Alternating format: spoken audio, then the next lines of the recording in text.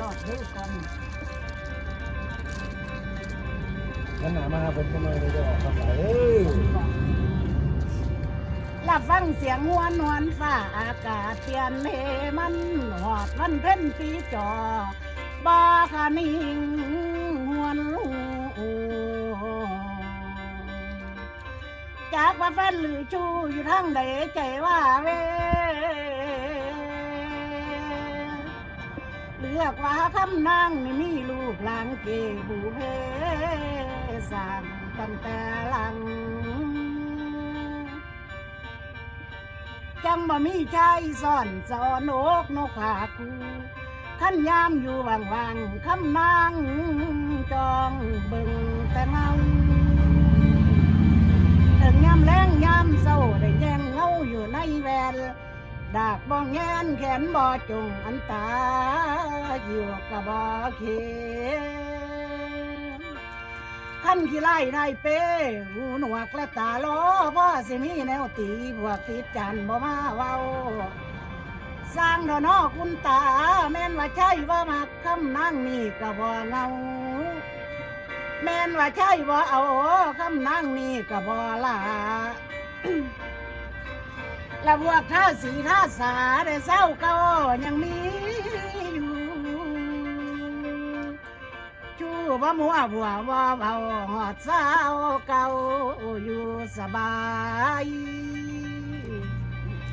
คำนางเอ๋ย2-3ขึ้นเปลี่ยนใหญ่มาเกิดในสมอง2-3ขึ้นไก่มาคือหาพี่อยู่ในดองนอนตึกตองอยู่หลายครั้งสาวสนมในวังว่าท่านได้หูข่าวคำนางคิดเอาเอื้อมาถือ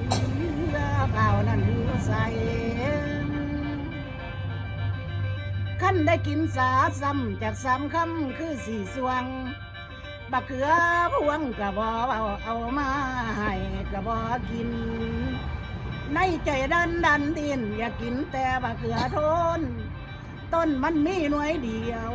เพิ่นว่าแนวว่าเขือเผาหน่วยเขาคือไฟไม่อยู่หลายเด้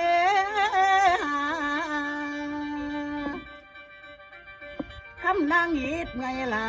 จนคอแห้งแกงแต่หัว